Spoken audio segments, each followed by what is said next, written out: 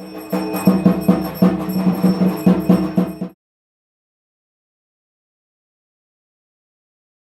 Morning বন্ধুরা, SD লাইফে তোমাদের সবাইকে স্বাগত জানিয়ে শুরু করছি আরেকটা নতুন ব্লগ।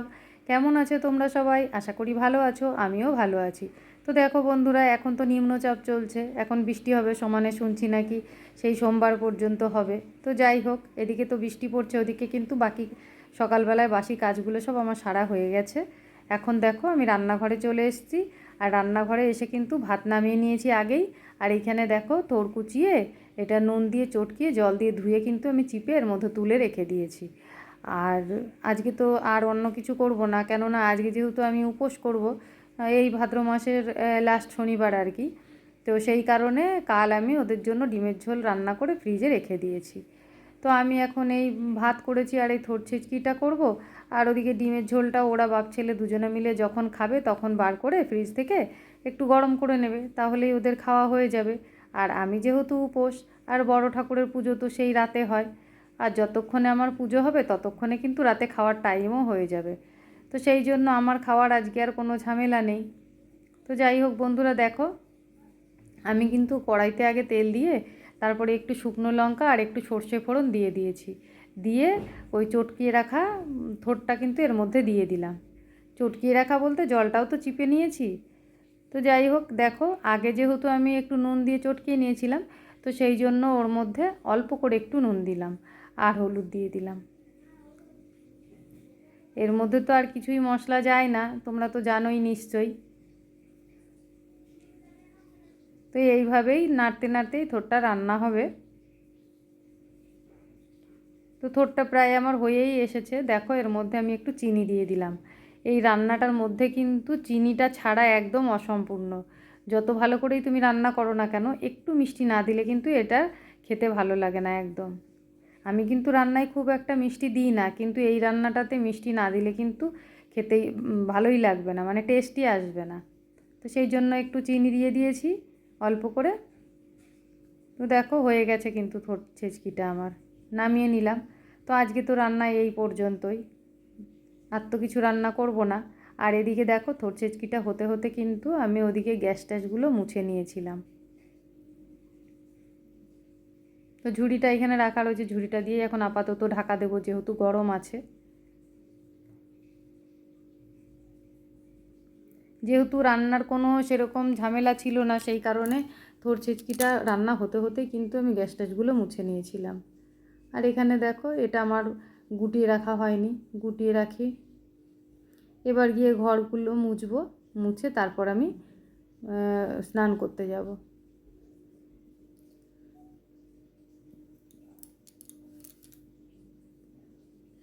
সকালবেলায় ঘরগুলো মুছে নিলেই হয়ে যেত, কিন্তু আজ ইচ্ছা করে সকালে ঘর মুছিনি, কেননা যেহেতু আমি উপোস করে পুজো দেব সেই কারণে স্নানটা পরে করব বলে ঘরগুলো আমি না মুছেই রেখে দিয়েছিলাম। ভেবেছিলাম যে আগে কাজগুলো সেরে নিয়ে একবারে স্নান করে পুজো দিয়ে নেব, নিয়ে তারপর আমার আবার তো বিকেলবেলায় বেরোতে হবে পুজো দিতে। তো সেই জন্য এই কাজগুলো আমি আজকে পরে করছি, রান্নাটা আগে করে নিয়ে।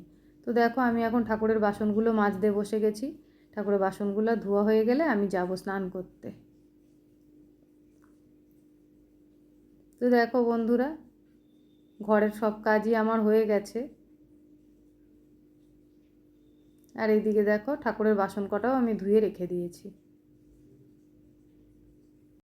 এবার কয়েকটা জামা কাপড় বালতির মধ্যে রাখা আছে, ওর বাবারও দুটো গেঞ্জি টেঞ্জি আছে, এইগুলো একটু সার্ফ দিয়ে ধুয়ে নেবো।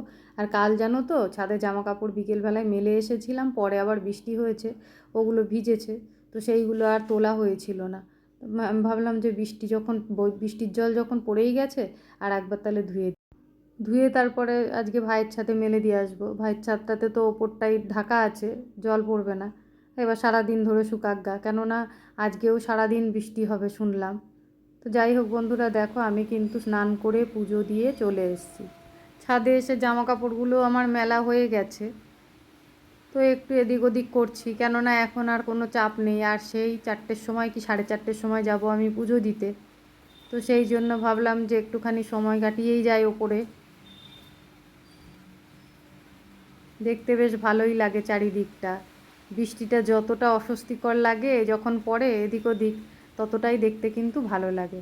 আর এইখানে দেখো সেই চাল কুমড়োটা তোমাদের ওই ছাদ থেকে দেখিয়েছিলাম, এটা মনে হয় ওরা বীজ করার জন্য রেখে দিয়েছে, জানো তো।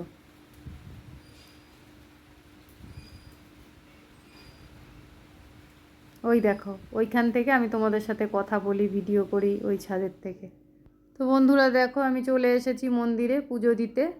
এইটা কিন্তু আমাদের স্টেশনের পাশেই একটা মন্দির। এখানে মায়ের মন্দির আছে, মানে ভেতরে মা আছে, মা কালী, আর মাঝখানটাতে সিদ্ধিদাতা মানে গণেশজি আছে, আর তার পাশেই বড় ঠাকুর মানে শনিদেব। তো সেই মন্দিরে আমি পুজো দিই, এখানেই আমি পুজো দিতে আসি। বাৎসরিক যে আমি একটাই উপোস করি এ মাসে, তো সেই পুজোটা আমি এখানেই দিতে আসি, তো ওখানেই এসছি। আর এখানে দেখেছো আয়োজনটা কত সুন্দর, পুরো প্যান্ডেল, কত বড় করে প্যান্ডেল করে ওরা। আর এই দেখো মন্দিরটা কত সুন্দর করে সাজানো, ফুল দিয়ে পুরোটা সাজানো। আর যেহেতু এই মন্দিরের সামনের দিকটা এইভাবে আটকানো আছে, সেই জন্য দেখো ওই দিকে কিন্তু একটা মানে ওই টিভির মতন আর কি, একটা স্ক্রিনে সব কিছু দেখা যাবে।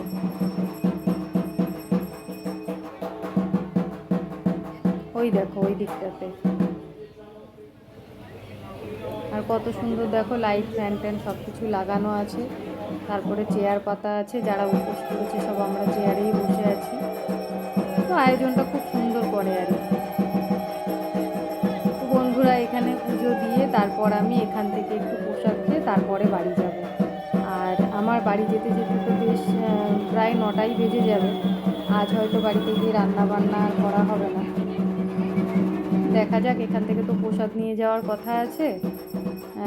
প্রসাদ নিয়ে যাওয়ার কথা বলতে আর কি, ও তো বাজারের মধ্যেই কাজ করে, তো এখান থেকে ও মানে কুপন পায় আর কি, এখান থেকে মালসার ব্যবস্থা করা হয়, সেই প্রসাদটাই নিয়ে যাবে। তো বাড়িতে গিয়ে হয়তো ওই প্রসাদটাই খাওয়া হবে, অনেকটা করেই থাকে ওর মধ্যে। তো বন্ধুরা দেখো এদিকে কথা বলতে বলতে কিন্তু পুজো কমপ্লিট হয়ে গেল প্রায়। আরতি চলছে এখন, আরতিটা হয়ে গেলে, পুজোটা কমপ্লিট হয়ে গেলে তারপর আমি এখান থেকে একটু প্রসাদ নেব, নিয়ে তারপরে বাড়ির দিকে যাব। তো বন্ধুরা আমার তো প্রসাদ নেওয়া হয়ে গেছে, এবার যাচ্ছি বাড়ির দিকে। দেখো কত বৃষ্টি পড়ছে, আমি শুধু একটু অপেক্ষা করছি যে ওর বাবা আসবে, ও এখানে আশেপাশেই আছে। তো বন্ধুরা তোমাদের যদি ভিডিওটা ভালো লেগে থাকে অবশ্যই লাইক কমেন্ট করো, আর চ্যানেলে যদি নতুন হয়ে থাকো চ্যানেলটাকে সাবস্ক্রাইব করে আমার পাশে থেকো।